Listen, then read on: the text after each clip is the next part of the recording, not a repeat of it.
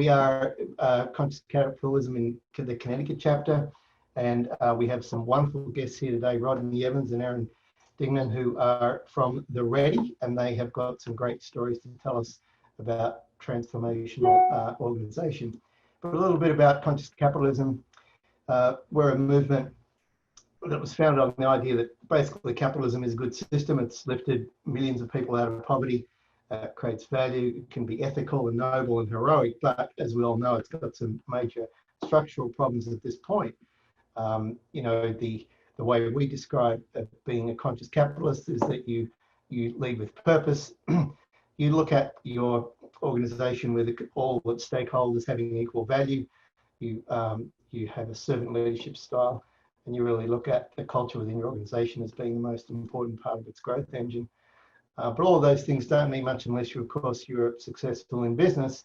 And of course, all of those things are combined, according to our founding Raj Sodhi and John Mackey in their book, saying that good to great gets incredible business results as well. The Conscious Capitalist movement, there are more than 50 chapters globally, and there are an enormous network of good companies that do great work. In terms of what it means locally, we are founded in 2016. There's over 1,600 CEOs and CFOs that really want to change the operating system that we work within and believe that business is the best way to do that. We are very active on social media, and we encourage you to join, share your stories of conscious capitalism. Here's my contact details. We have a great Curious Capitalist podcast series, of which Aaron and Rodney have just been christened on that today. So thank you for your contributions. And one of the best parts of my job here is to work with some really great people. And the best part about that is introducing great people that do really good things to a wider community. So I'm really delighted to introduce our chairman, Gavin Watson, who's only been with us 6 months, but is already making a considerable mark. And he's also very shy and modest, but an incredible entrepreneur and visionary leader. He had a very impressive career at Watson's Foods, doing the complete redesign of their operating system. So I think it's very fortuitous to have both Gavin and Aaron and Rodney talk today about this big idea, because it is a big idea. So with that, I will be happy to hand the steering wheel to Gavin. Thanks, Gavin. Thanks, Glenn. So yeah, so today we've got Rodney Evans and Aaron Dignan here, and I'm big fans of Aaron's book. His book is Brave New Work. I only wish it had come out a few years earlier. I could have really used that in my discussions with my siblings and how we're running our company. Yeah, so it's just full of great concepts, really well written. And both Rodney and Aaron, put a lot of life on that by their, through their podcasts. They have a podcast thing that they do, and they're very funny. They're a lot of fun, and basically going through basically the chapters of the book, the parts of the operating system, and explaining things in more detail, and it's excellent. So I encourage you to read the book, listen to some of the podcasts, and all of that. They were also guests on our Conscious Capitalism podcast, and that was a lot of fun too. Claire did an excellent job with that. So I just thought I'd start off just by sort of laying just a little bit of groundwork and an idea. And then I had a psychology professor back in college, and one of the things that he liked to say quite a lot was that people act the way they do because of the way they view themselves and the way they view the world. And if you want to change the way somebody's acting, you need to change their self-view and their worldview. And to change that, you have to become a significant other and present information that's not too emotionally charged at a rate that they can handle, and that kind of thing. So companies are the same way. They act the way they do because of the way they view themselves, the way they view their people, and the way they view their environment. So if they think that their people, need to, are coming to work just for a paycheck, if they think that the environment is, complicated but pretty much predictable, and they'll figure out what to do, and they can make a strategic plan about it, and get it all done, and the numbers will come out right at the end of the year. And if they think that, then they're going to create a company and an organization and an operating system, a system of acting in the world that's based on that. And if that's not an effective way of looking at things, if people in fact do come to work for a lot more than just a paycheck, and if the world really is a lot more than just complicated, then they're gonna be in for a surprise over and over. Things aren't going to be optimal. So what Aaron's really come up with, and what Rodney and Aaron are going to talk about is their the way that basically their operating system, the way the companies work, and the way they view the world. So in a different way, because what we're really trying to do is reinvent companies in a way that they're more people positive, more complexity conscious, and better for humanity. So can I turn it over to you guys? Does that sound good? Sure. Let's do it. Thanks, y'all. Yeah, we prepared more of a preamble than a set of answers, just to kind of lay the groundwork and catch anybody up who hasn't seen anything that we've been up to. And then we wanted to just have an open conversation and some questions and answers, and maybe questions and no answers. So we'll see how it goes. But let me quickly share my screen, and we'll play the game together. All right. Okay, so Brave New Work. I have to do it to you all because I do it to everybody else. So I always start the presentation off with an org chart, and I always ask what year it's from. So if you don't mind, I'm curious, if you haven't seen this before, what year do you think it's from? 2017. 70 or 17? 17. Okay, yep, sure. Probably not today. Not today? There's a chat comment that says 2020 for some organizations. Someone else says 1982. How about the 1950s?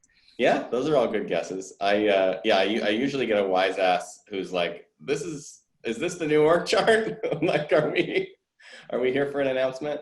No, no, we're not. This is from 1910. It's the first boxes and lines org chart in kind of modern US corporate history. It's from the Southern Pacific Railroad system. And it is amazingly exactly like the org charts of today, is it not? In fact, my favorite thing about this is it is 110 years old, and it already has a dotted line reporting structure on it. Yep. Which is like fantastic that we've been screwed on that front since the beginning. And yeah, I love starting with org charts. It's not my only one. I've got the old Disney org chart right there, and a whole bunch more in a drawer, because it is this thing that hasn't changed, right? If I had shown you a picture of literally anything else from 1910, a shoe, a car, a dress, a phone, a house, you would be able to carbon date it. But I show you a picture of the way we visualize all of human effort in for-profit and nonprofit and governmental settings, and we're all like, could be from whenever, like could be from any time in the last century. And that's interesting. It's unusual that it's so unchanged. Either it's perfect, and we can put the conscious capitalist and Brave New Work movements to bed, or it's not perfect, but it's just really intractable and really hard to kind of navigate around. So that's the place we always start, and a question I continually ask myself. And when we move from thinking about structure to thinking more broadly about ways of working, I'm going to show you a few of them. And as I read them to you, I'd like you to think about where we might have collected these from. So insist on doing everything through channels, do not allow for shortcuts, refer matters to committee for further study, make those committees big, don't skimp on the number of members, haggle over the precise wordings of communications, get that 4I principle rocking, relitigate decisions, things that we already decided at the last meeting, let's take it to the hallway and discuss it and open it back up even though we thought we were done. And last but certainly not least, multiply procedures and clearances involved. So have 3 people approve when 1 would do. So I show you these ways of working and I ask you, where do you think these might have been gathered from? A Swedish company. A Swedish company. Okay. Other guesses? The government? The government. Anybody else? It seems very military. Uh-huh. Okay. Any other guesses? Is there anyone here for whom you've never worked in an organization that any of these things happened? Because good for you and the boulevard of green lights your life has been. Yeah. I worked for a German investment bank for 6 years, so this is basically my life. So where we actually collected these from, those were all good guesses, is the CIA's Guide to Simple Sabotage. During the Second World War, the CIA undertook a primary research study to figure out how to deprive organizations in Germany of revenue. And these were a few of many of the most validated and effective tactics of ruining companies. And so we show you this, not just to be cheeky, though that's fun too, but because for most of us who are working in industry now, in large bureaucracy, in corporation, most of this stuff feels actually quite familiar to us. And so the question that we wrestle with a lot is, when did work become synonymous with sabotage? And why do we have to live this way?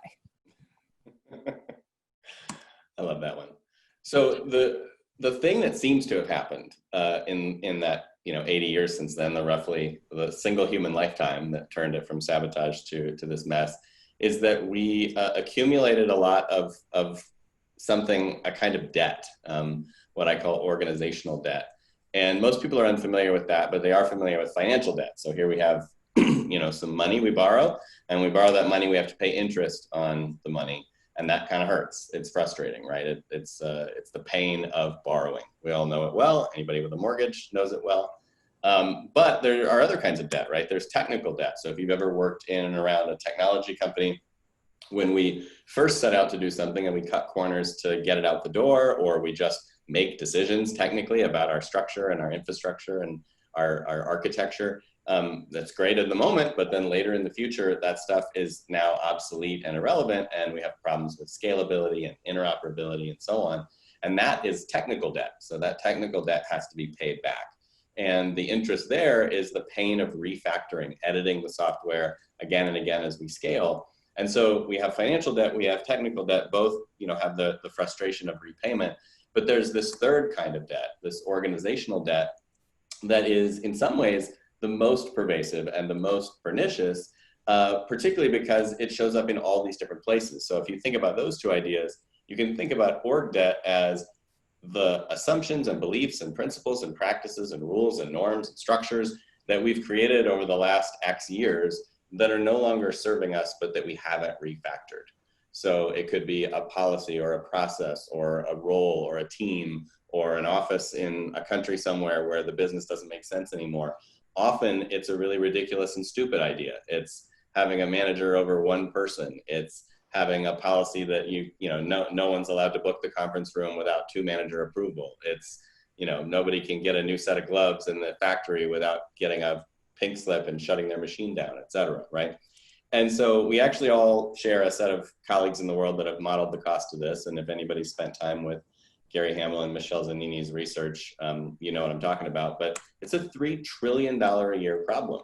Unnecessary compliance activity and unnecessary layers in companies, just those two things alone, are a $3 trillion problem for the US and a $9 trillion problem globally every year. And so you think about the fact that we see things like productivity stalling and return on investment, return on assets, all those things starting to fall down into the right. And here's a reason that might be, kind of right in front of our faces, right? Where did all that productivity go? It went into forms that have to be signed and stamped in triplicate. It went into the DMV-ization of everything, right? So there's a huge, huge gap there.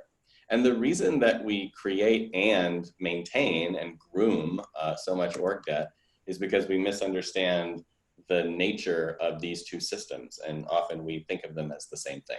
So most of the leaders that we work with, I'm not sure what your experience has been, but most of the leaders we work with think of these two words as synonyms. They describe the same thing, which is a system or a product or something that has a lot of parts that we don't fully understand that frustrates us. And so, everything from our relationships to the market are complicated and complex interchangeably.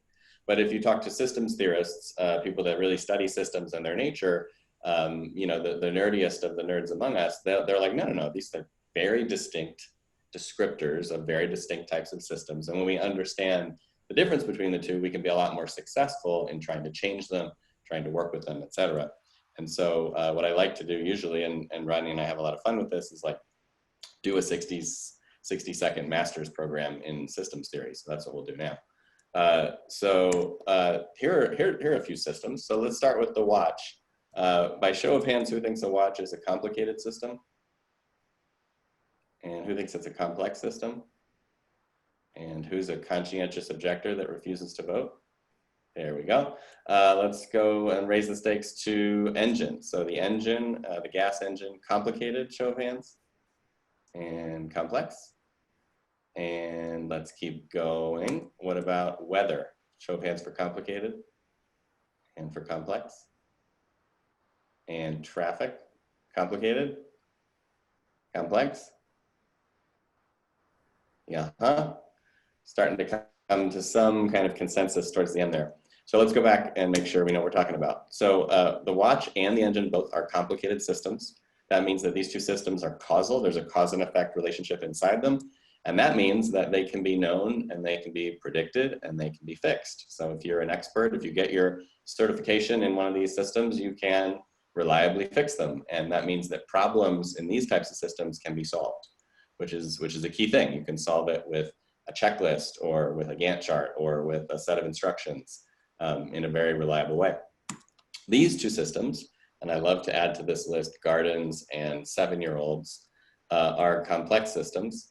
They're complex meaning they're dispositional. So instead of being causal, they don't really have a cause and effect thing, but they do have a way they're trending. They have a pattern that's unfolding. And you can say, like, it looks like rain today. It looks like traffic is getting bad on the 405. Like, you have a sense of the vector of these systems, but nobody and no computer anywhere can predict exactly what will happen, exactly how it will happen, especially if we try to mess with them, right? If we seed the clouds, we can't be sure exactly what will happen to the weather. That's why so many people are worried about geoengineering being the solution to climate change. And the same thing for traffic. Like, we can put 10 more cars on the highway one night and they just get soaked up.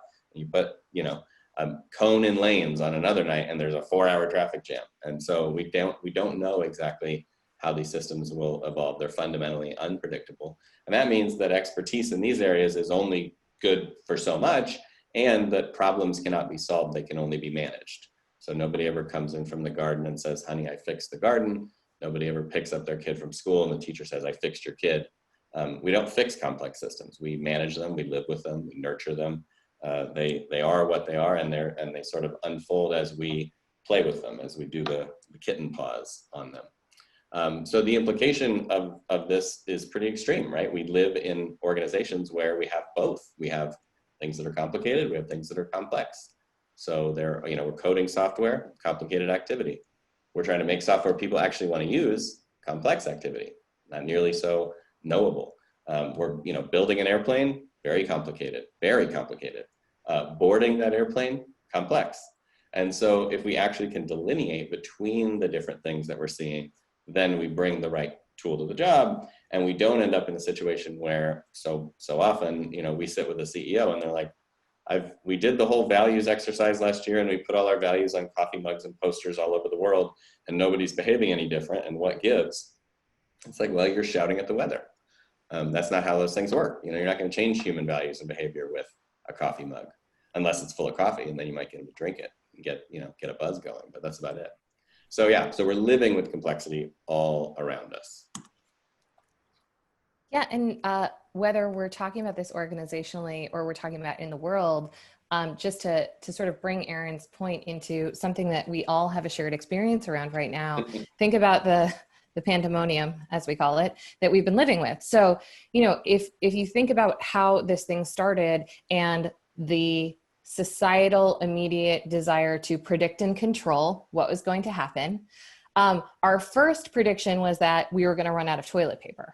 Mm-hmm. What actually became true is that a lot of other things happened that we were not aware of, like that the stock market started behaving quite irrationally, and that there became a huge groundswell of desire to dismantle systemic racism, and that boats and bikes are out of stock all over America. These are the moments where we confuse complicated and complex. Our response to the virus as a country has been mostly complicated. We have mostly tried to control it through rules, through programs, through prediction. But actually we are in complexity, and we know that because stuff keeps emerging that we were not expecting, and we don't have a solution for it. We don't have a plan for it. And so what complexity requires of us is continual steering and more simple rules or simple interventions. And nowhere is this clearer than if you look at different countries' approaches. So where in the US, the response to pandemic has been a cornucopia of unevenly implemented ideas. In some of the countries that have had a lot more success, there have been a couple of simple rules. It's been like, wear a mask, don't go outside, get tested. That's it. Everybody has to do those same 3 things. And those countries are doing much better than our mega complicated, multi-layered, inconsistent approach. And I gave you this as a mental model because for most of us who have worked in and around large organizations, that's exactly what we see. We're very hesitant to look at what the simple rules are that would serve us in complexity because we're very in love with creating complicated, multi-layered, nuanced, procedural that doesn't actually work. And I don't know that hydrochloroquine is the panacea, but I think it is. I believe it will be the cure. You should try it. You should definitely try it. Put some cleaning products in there too. So whenever Aaron and I talk about this, and particularly when we talk about it with, Fortune 100 CEOs, they're like, well, are you just talking about anarchy? And they're like, so I know that I'm stuck in bureaucracy. I know that all of my complication and my organizational debt has landed us in bureaucracy that feels like mud that we're all trying to slog through every day. I don't love that. But the alternative to that also does not seem appealing to me because I don't want to have no control, no prediction, no understanding, no ability to influence my organization. And I'm not a big fan of anarchy. And our response to that and the work that we concern ourselves with doing is the third way. And the third way to think about complex systems is self-organization and self-management practices. It's understanding what the constraints are around a complex system that make it navigable and effective for the people living inside of it. So if you think about something like weather, and Aaron, like feel free to play jazz here, but like simple rule for weather is like, if it's supposed to rain, bring an umbrella. Less simple rules for weather are like, look at 1,300 different predictions and plan for every eventuality. That doesn't serve us particularly well in complexity. And what that looks like in organizations is figuring out in a participatory way, in an experimental way, what serves us now. And can we hold it lightly enough that when the thing emerges that's not a need for toilet paper, we can respond to it quickly and in an appropriate and adaptive way. Yeah, because it is a misunderstanding about constraints at the end of the day, right? Like chaos is a no constraints environment where we don't know. We don't know what we do for a living. We don't know what roles we hold. We don't know what structures we need. We don't know what the process is. We're in this space of searching for answers. And what's funny is when we find them, we tend to get really excited and we make them constraints. And so the other side, as Rodney was talking about, is like bureaucracy is governing constraints, bright line, red tape constraints. You can only do it this way. And, to the weather analogy, it's sort of like saying, it looks like it's going to rain today, so everyone should stay home. Full stop, no judgment needed, no interpretation. And of course, both of those stink, right? The fully baked constraints model is too brittle because it breaks when the world changes or is unexpected. And the no constraints model is too chaotic to have anything really, no big organism can withstand its own weight without any structure, without a skeleton. And so the third way is right constraints. Basically, it is simple rules. It is heuristics. It is principle driven, business and operations, which is to say, how much structure is just enough, but no more. It's the minimum viable constraint that we can have to make sure that we've avoided the conditions of risk that would probably end us, right? We don't want someone to write a check that will bankrupt the company. But we have not avoided every possible downside because we also don't want to avoid all the emergent upsides and all the judgment and all the learning that can be present in the system. And so this really comes to life in these two ideas that have already been mentioned a couple times, but that are really the net result of our research, which are, the companies that seem to do this well, that seem to be more adaptive and more human, are people positive rather than people negative, meaning they don't see people as behaviorists, determinists, Skinner box, button pushing, carrot chasing, stick avoiding, Neanderthals. They see us as complex, you know, human beings that have desires and dreams and are worthy of trust and respect and are adaptive and are motivated by things like autonomy and meaning and purpose, and all that, right? That's the big difference. And then complexity conscious, to what we just talked about, is about being aware of the fact that there are different contexts and that we're not going to treat a forest like a, you know, Gantt chart. We're not going to treat a human system as if it was, you know, a box factory. So we have a lot of room to work. And these two ideas, intention, are especially interesting because there's plenty of companies out there that are incredibly good at navigating complexity, like most of the big tech companies that I will not mention by name. But they're just completely avoidant of what makes us human and what creates eudaimonic purpose and connection and consciousness. And they, you know, they're like, kind of, it seems okay with just completely destroying democracy in service of growth. So there's an issue there. And then by the same token, there's tons of nonprofits and for-purpose enterprises that are very people-focused and woke as can be, and are just terrible learners, terrible A/B testers, terrible users of tools, terrible at actually getting done what they're trying to get done in the world, even while their hearts are in the right place. And so it's when the two are in tension that we have really interesting things happen. And the last sort of place that this lives is in those choices, in those beliefs and assumptions and principles and practices. And so the OS model that we, you know, hold lightly but use regularly is this idea that there are these spaces. There are spaces where the way we choose to work matters. It's foundational. It sets the stage for what can happen in the system. And if our assumptions about people and the problem are wrong, or baked in complicatedness, or baked in past ideas, racist ideas, classist ideas, old ideas about who we are and what we're trying to do, then the answers to how we do things like share power and make decisions and move money around and let people be in or out and grow and provide feedback and share information, like all those things could be pretty broken. And you put all that together and you end up in a world where maybe work does look like sabotage. Maybe we're not all thrilled at work. Maybe 1 in 2 people do want to quit the job they're in right now. And maybe we're not realizing our full potential, not even by a long shot, but actually really kind of stuck running in place. And so the reinvention of these spaces with those ideas, and many of the ideas that you all hold sacred, is the work. And that's the work that we try to do every day, try to help in. And I think that was the kind of foundation for the conversation that we can have. There you have it. Yeah, that's cool. Stop Thanks. sharing now so we can talk. So I was wondering, is, you know, because you talked about self-organizing and self-managing, you know, as sort of being the, you know, where you end up going. You know, maybe it's you're gradually peeling off layers and sorting things out. And one of the things that I've been thinking about is that human beings, you know, naturally want autonomy, naturally want to make a contribution, do the right thing, know what's going on, you know, bring their best self to work and do, you know, help, you know, there's no better day than the day that they can do the thing that their team needs that they're really good at. You know, that's like the awesome thing. So in a way, you know, as you take the layers off, as you take the chains off and leave the minimal, you know, amount of structure there, I think kind of what holds it together to some extent is the you know, our natural human being intrinsic motivational system that makes us want to do those things that are good for our group.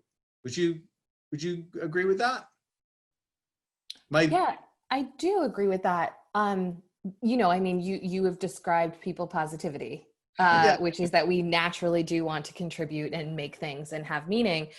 The thing that I would add, Gavin, is just that part of the work of quote unquote self-management, which I don't want anyone to confuse with holacracy or other kinds of disciplines, is the idea that we channel some of that human effort into creating our own structures and constraints. And what is often missed in organizations that are missing either the systems thinking lens, complexity, or the power literacy, people positivity, is the idea that the how in that OS canvas is part of what the effort needs to be channeled to. because we're really used to working in structure where someone else tells us what the rules are, and then we either obey them or we rebel against them. And in the kind of organization that we're talking about, what we're saying is, based on the assumption that people will basically do good and want to do stuff, let's have them do this stuff, do the stuff of designing their own work experience and their own teaming experience, and the rules and constraints and scaffolding that they think serves them in this moment. Right. Yeah. So like one of the things we used to do in our company, in just the maintenance department as an example, was we would have, starter shift meetings around the building. People would look at what they were going to be doing for the day and come back and report and say, this is what I'm doing, and that kind of thing. And there'd be a maintenance person there hearing what was going on. And if there was a problem with the machine or whatever, the maintenance guys would then come back to their starter shift meeting and basically report, what was happening today, what was going on. And then we would just do a round in the room, and people would, not a day went by where I had to, assign anybody any work. Everybody just picked up, oh, yeah, I'm gonna go take care of that machine number 3 problem, and people would feel safe too. So they would, you had enough psychological safety in the environment that people would say, oh, yeah, I've never done that before, but I'm gonna go give this a shot. And if I have a problem, is there somebody, who's willing to, come show me the ropes or help me out, give me a hand or whatever. And people would just do that. People would just naturally sign up and do the thing. So I guess in a way, what we did was we created a structure of like every morning we're going to have a meeting, we're going to find out what's going on, we're going to see what's happening, and then amongst ourselves there was enough autonomy that people would see what needed to be done, and according to their skills or their interests or whatever, they would pick up the jobs and go self-organize and do them. Totally, that's awesome. Makes sense? It's funny because most people think about org design as only additive. But I think Rodney and I are both really big fans of like, you have 2 levers here, what you take away and what you add. And one of the reasons to start with taking away is you get to see what people naturally do. Do they jump on the problems as they emerge? Do they want to take action? Do they want to have initiative? And how much open space do you need to create to really see the true nature of a system? The answer is quite a bit, right? Like, it's not going to happen week 1 after you take the shackles off. You're going to have to actually really lean in and make space and let things, emerge back to homeostasis. And then there are going to be some things where we're like, oh, there are things we're not doing naturally that we want to honor and want to value and want to prioritize. And there we need some structure or some agreements as a group about, this is our community garden and we're not going to plant pumpkins in it because they go everywhere, right? And so that's like a thing that we're going to agree to, because it won't happen emergently. So I think you have to kind of, feed and starve what you want and don't want. Yep. No, that makes a lot of sense. We have a question in the chat. Is there a minimum level of foundational agreement within the company that must exist before this works? What do you think, Rodney? I would say yes, minimal for sure. The question is where's the threshold? Yeah. It's a bad week to be asking me that. Client work causing a cynical take. Indeed. I think there is a minimum level, particularly with power holders. Yeah. So not everybody has to be on exactly the same page. Not everybody has to play day 1, I don't think. But I do think that there has to be some minimum level of principle commitment, first principles from people that hold power in the part of the system where you're playing, so that there is space for learning and for failure and for experimentation and for doing, and that feels somewhat psychologically safe to those involved. We in some ways, when we're choosing clients, a lot of what we're called the ready, and there's a reason for that, which is like, you can be not ready. You can be enamored with the idea but not ready to actually do it. And I so often relate what we do to personal training for the same reason, which is like, I've been pretty excited about having 6-pack abs for about 10 years, but I'm not actually ready to have them. I'm still committed to a more balanced way of living that like doesn't prioritize that. And so I'm not ready for that. And the same thing here, like, everybody sounds great to have a company that manages itself. Are you ready?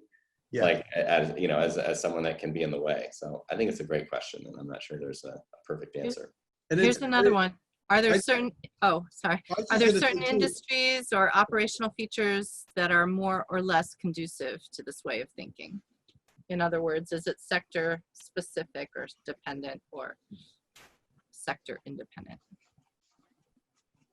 I would say I don't think that it is sector dependent. I actually see there is no recipe for readiness, but there are patterns that we notice, and those patterns can exist anywhere. They can exist in government, they can exist in nonprofits, they can exist in the Fortune 100, they can exist in big tech. But certainly, I would say there are a few types of problem sets that often call people to doing this kind of work. So there's the problem set, which is we are drowning in our own bureaucracy. Yep. Our numbers are tanking. We've actually tried all of the efficiency plays under the sun. Like McKinsey's been here, BCG's been, we've done it. Like we've done the strategy work. We cannot execute our way out of this. Help. So that's like one, and that exists all over the place. And then we have a fair number of clients that are just like quite aspirational, and they see a better way. They don't have a burning platform situation, but they are just curious about being a more modern and more futurist kind of organization. And often there is some leader that has some personal identity that's attached to that vision that kind of creates that readiness in the organization. So I mean, Aaron, you add to that if there are other things, like those are two sort of polarities that I see a lot that are certainly category agnostic. Yeah, I would say +1. The only other like dimension that comes to mind for me is ownership.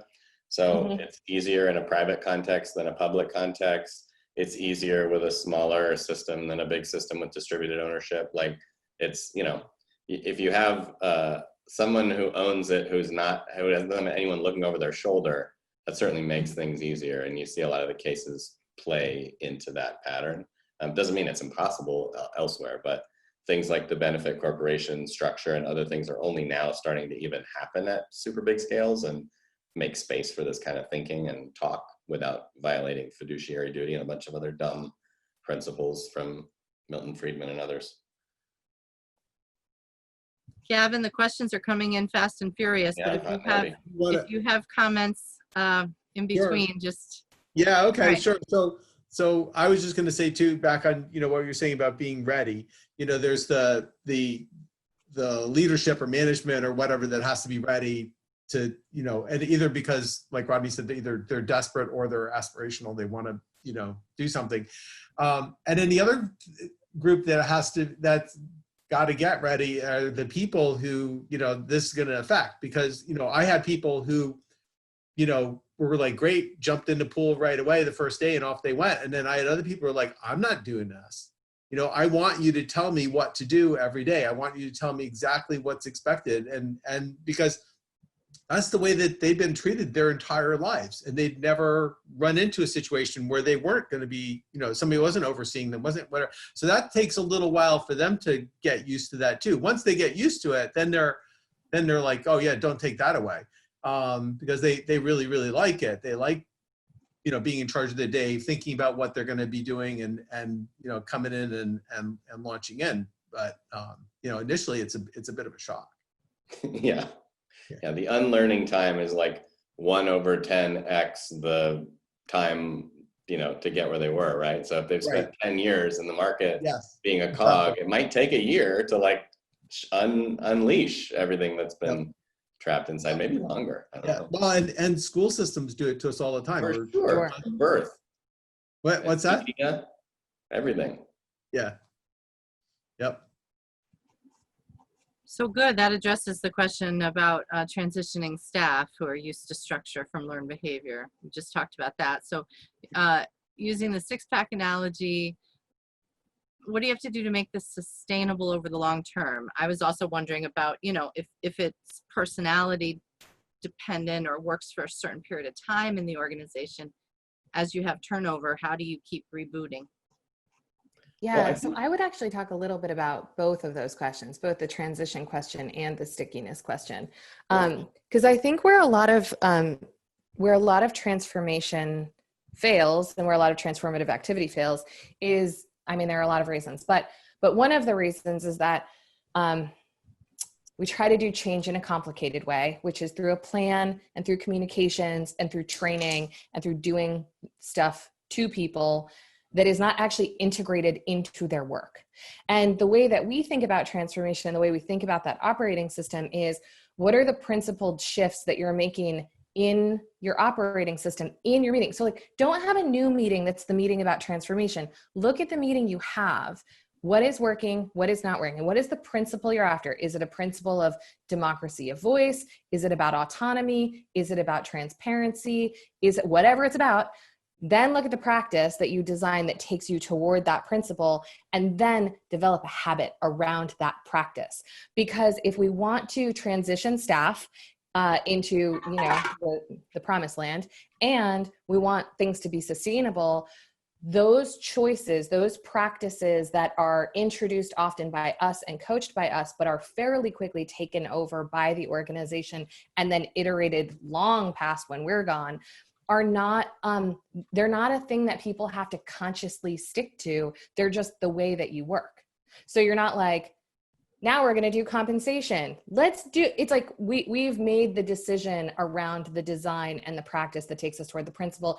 Now it's just what we do. So there has to be, you know, I think one of the really conscious choices that I make in organizations is readiness around when I can fully back up. So I do a lot of like, you know, I do it, I watch them do it and coach it. They do it, they teach someone else to do it, so that you get that capacity building in systems. I would say part of the art of doing org design in this way is knowing when it is a robust enough habit or routine that it is not going to revert. And it's not going to be like a copy of a copy of a copy that just gets to be a really crappy version of what they intended to do. Yeah, I like that. My metaphor or analogy for this is like playing a board game, a complex board game like Monopoly or something. The first time you play it, if you play it with a whole table of people that have never played it before, like, get ready for a tough night. Like, there's gonna be a lot of checking the instructions, a lot of mental fatigue, a lot of confusion, a lot of anger. It's like, you know, you do not want to be at a table where everybody's learning to play a game that no one's played before. But if you push through, or if you populate your table with people that have played before, and then a new person joins as we go into the future and we have turnover and we have people come in and out, it's actually super easy to play Monopoly with a table of 5 people that have already played. Like, you can slip right in and people will just like give you a little nudge and a little guidance, and you can play almost any game reasonably well day one, game one, if everyone else at the table is a master player. And so I think a lot of the work is like getting past the shedding of the org debt up to the moment that Rodney was talking about, where it's like not brittle anymore and fairly embedded and habitual, and embedded in the actual practice and operations of the business, not just in our heads. And then like new people can kind of just come and play jazz. Like, it's surprising how effective that is in my experience, and in a lot of the long-term cases I looked at where you have, you know, 2 or 3 decades of pattern. You could just describe sourdough starter, right? Exactly. Yeah, that's a good one too, actually. Yeah, I like that. So there's two big topics, Zappos and trust, left in the chat that we haven't talked about. Describing the role of Choose your own trust. adventure. Yeah, yeah. Tell me if you want Zappos or trust, and then I'll read the whole question. We can see them. Yeah. So let's talk about Zappos. I had a conversation about Zappos yesterday.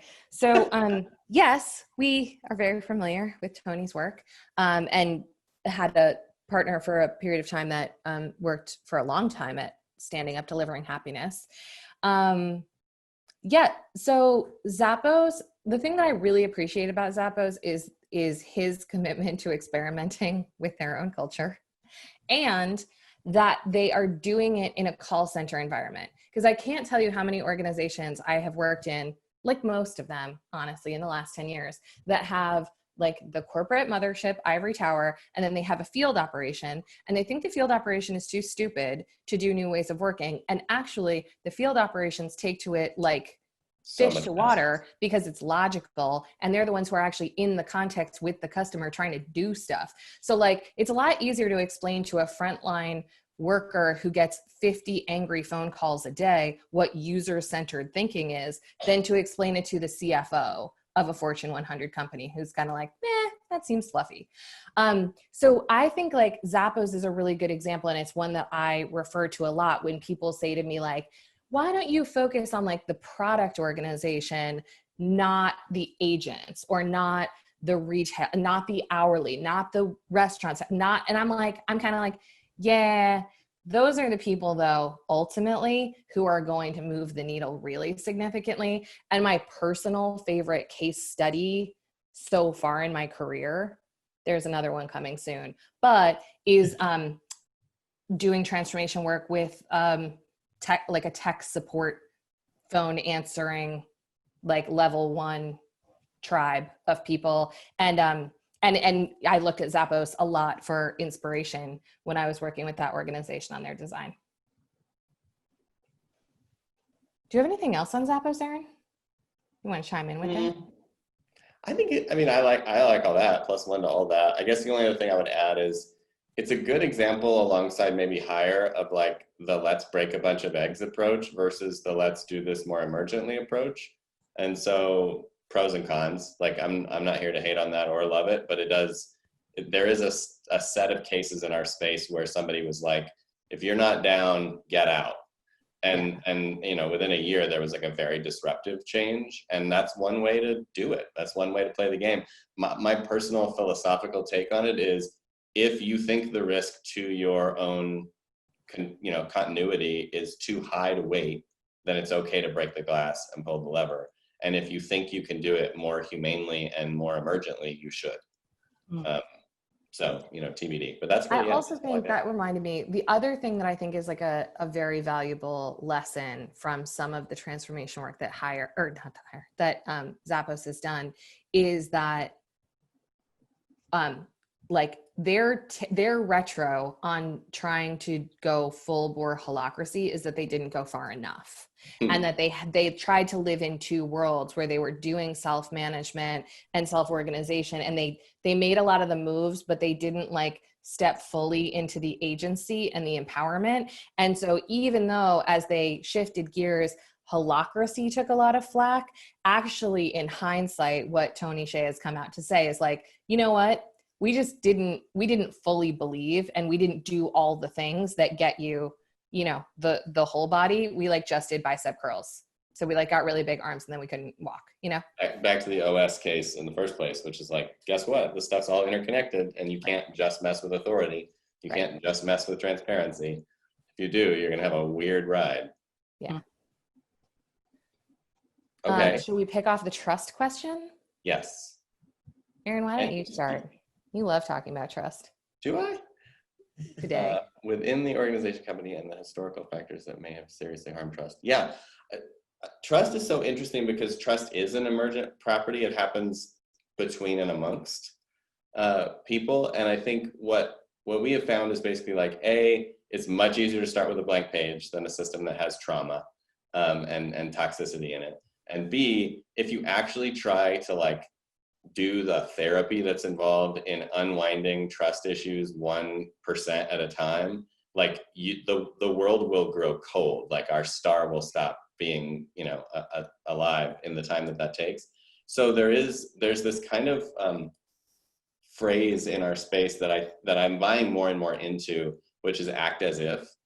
And I really like getting a system that is toxic or that is trauma, riddled, to a point where everybody's like, all right, we can't live in this world anymore. So we're going to do two things. One, if there are unrepairable trust issues that we see, we're going to cut those out. So that might mean some people have to go. That might mean some structures have to change. But like, we're going to do the rough cutting to like set the stage for us to say, can we act as if we were all trustworthy, respectful, like human beings who are in it to win it with good intentions? And then let's just play the game as if we believe that for like 90 days and see what happens, and really commit to that, like at a deep heart level. Like, I'm just gonna play as if nobody here ever screwed me, and we'll see what happens. So I think you sort of, if there's real danger in the system, you have to cut it out. But I think acting as if is a huge piece of the puzzle here, because it literally manifests the expression of trust in groups. And that's super hard. Like that's baking a souffle. So I'm not here to tell you that like I can do that every time that I try to do it, or even half the times I try to do it. But when it works really well. I would just add to that I think there are a couple of like principled tenets of the work that we do that help a lot with trust. Like they don't go after trust, but you get trust, as Erin said, in an emergent, lagging way.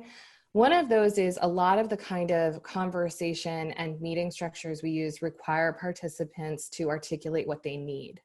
And a lot of times if trust has been broken, a really like easy move is to go to the person who feels that a trespass has been committed and be like, what do you need? Like, what do you need to move past this? And in a lot of traditional systems, there's no place to even have that conversation in an organization that has practices around getting every participant what they need, and where we're familiar with how to sense and articulate our own needs. That's a lot easier, because then we're not outsourcing the repair to someone who wasn't involved in the interaction to begin with, because like that never works. And the other thing is, I think that so much trust, I'd love to put a number on it, but I would just be making it up. I think so much mistrust in organizations just comes from lack of transparency. I just think like too many of the conversations that seem important happen in dark rooms. Too much of the information is locked away. People lock stuff up that is not even private. It's not even confidential. It's just habitual to not share stuff. And I work in places all the time where there's like a lot of talk about the conspiracy that just does not exist. And so I'm just a firm believer that like daylight is the best disinfectant, and that a lot of trust stuff that's just like in the air we breathe goes away when we open up information to the masses. Yeah, I think we work in that place right now still. Like there are so many stories about something that I didn't say out loud. Sure. That you're just like, holy shit, it's not even a secret. If anyone asks, I say, but I should have said it even more transparently and even louder and even more frequently. Yeah. Yeah, I couldn't agree with that more. I think that's really interesting. There's a new question. You've mentioned open space. Do you convene actual open space? So yes and yes. So we, sometimes we do use an actual open space structure for a day or for an hour or for a moment where we like crowdsource the content and vote on what people want to do, multi-track and go play that game.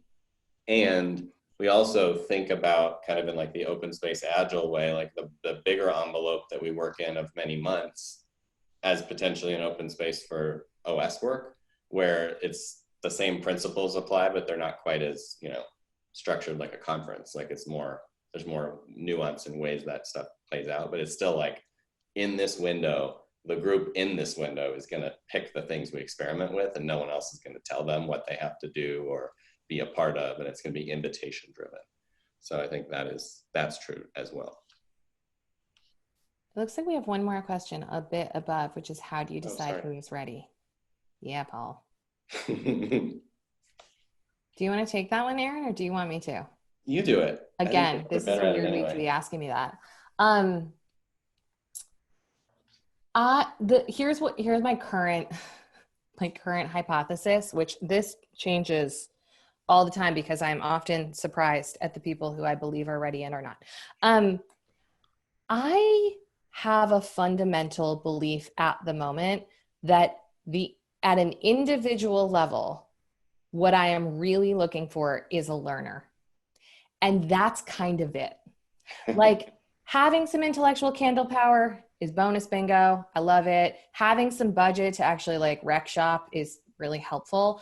But what I notice in my client partners is the people that go the farthest and that get the most juice for the squeeze are just the people who are very curious, pretty egoless, pretty courageous because they have to like protect and be broad shoulders when things start to hit the fan, but they're just the people who like learn faster because they hold their beliefs more lightly than other people. And beyond that, I just feel like I've got such a mixed bag of like levels and genders and industries. And like, I just do not have a formula for like, it's these four things. But the thing that all of those people have in common is that they are willing to completely suspend belief in the idea that they already know the right way. Here, here. Yeah, that's awesome. Yeah, that's a really good question, because that,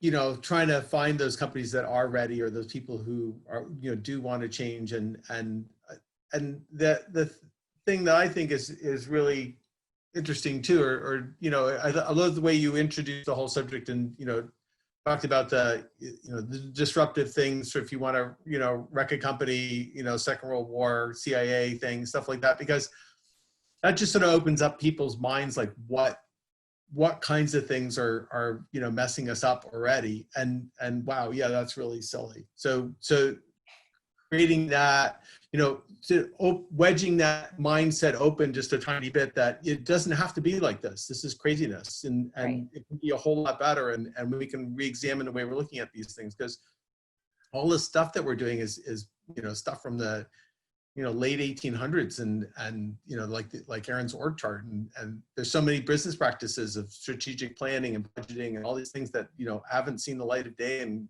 God only knows how long, and you know, we're predicated on a bunch of principles, you know, ideas about humanity in the world that just aren't true. So. Yeah, their collars weren't attached to their shirt when those things were created. They didn't have belts. Like, it's, Yeah. We need to like really, yeah, have some fun with questioning that stuff. Yeah. Yeah. Glenn, since people are reporting a hard stop at 4, do you want to talk about next week's event? Yeah, I do. Thank you, Eleanor. Yeah. Thank Rodney and Aaron today for just being transparent and honest about the kind of journeys, and it's bringing back a lot of memories for me in my corporate experiences here. You know, when I arrived in the US some time ago, I was told that you might live in a democracy, but you don't work in one. And I think everything that we've been talking about today is a sort of more evidence of that. And so I'm very grateful for our guests today, and sharing some of their passions. And I think our podcast is online now, so that will help you understand a little more depth the kind of stories that Aaron and Rodney have been working on together, and the kind of work that they do. It's quite transformational, and we hope that you, as guests today, just had a little taste of that. I just wanted to set it up for next week, just as we are on the hour. You know, with all of these issues around racial equity and minority-owned businesses, we thought we would spotlight 2 locals that are actually breaking their own glass ceiling. Melissa Barnes, who's, get this, set up the first minority-owned, woman-owned brewery in Connecticut. So she's a great example of what's possible. And Ricky Evans there works in the restaurant business. So together they're going to be talking about the minority-owned businesses in the hospitality category, which we all know is suffering a lot at the moment. So I think that'll be a great lesson that we can learn from there. So it's on the top of the hour. I'm just grateful to be in the role where I can introduce great people like Rodney and Aaron today, and share their wonderful stories. And so let's leave it there today. Thank you very much, guys, for joining us, and everyone else for tuning in, and we'll see you this time next week. Thanks, y'all. It was a blast. Take Thanks, care. guys. Yeah, I really appreciate it. Thanks very much.